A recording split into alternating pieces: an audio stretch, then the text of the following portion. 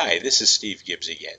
Today we're going to look at parabolas or quadratic equations from another perspective, and we're going to reformat the basic equation in order to anticipate what the format or what the parabola is going to look like based on the mathematics of the parabola.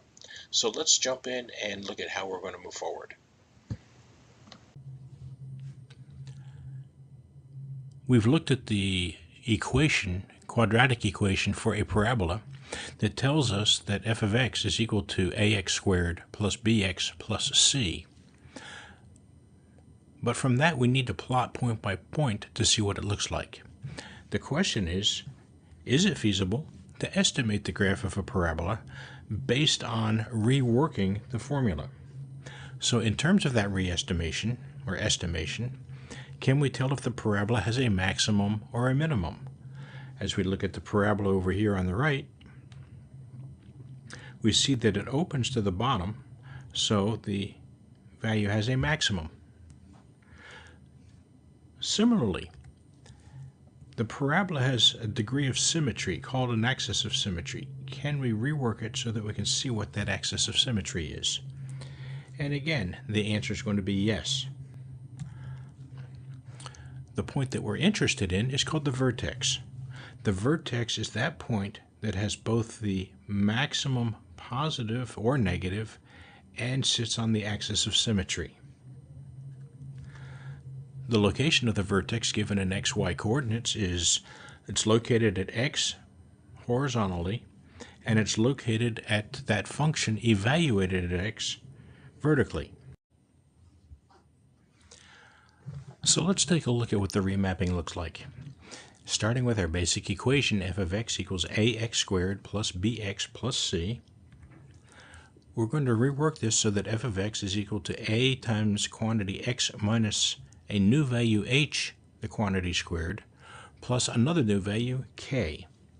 So here's how we define them. H is going to be minus b over 2a. In our situation, if minus b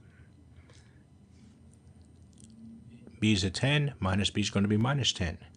A is a minus 5, so 2 times minus 5 is minus 10. Minus 10 divided by minus 10 is going to be a 1. K is going to be a times 1 squared plus b times 1 plus c, or minus 5 plus 10 plus 15. And that's going to work out to 20.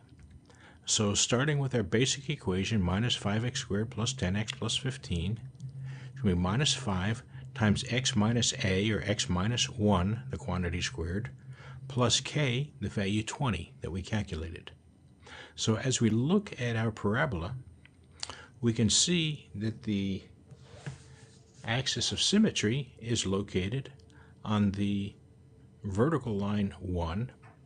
We can also see that the maximum value of the equation is 20, exactly where we expected it to be located.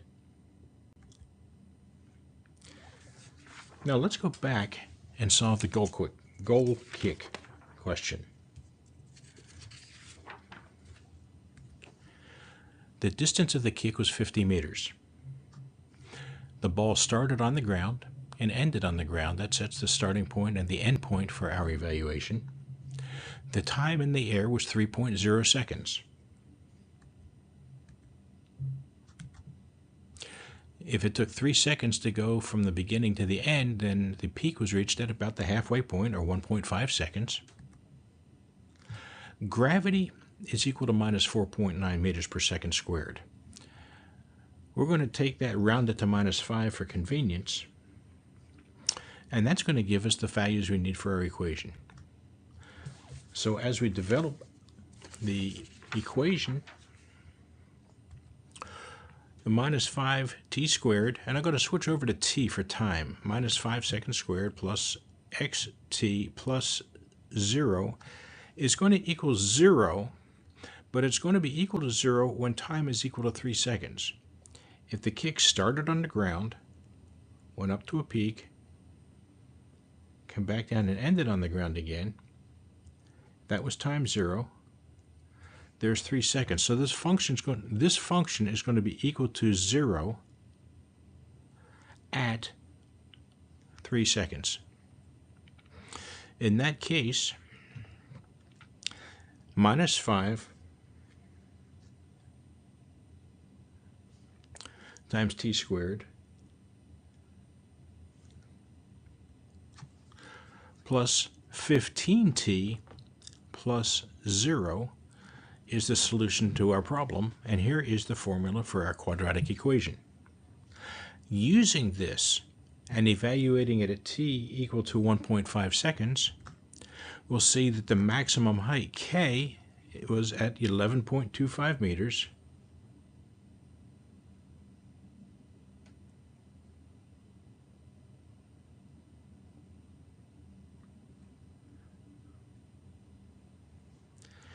At t equals 1.5 seconds.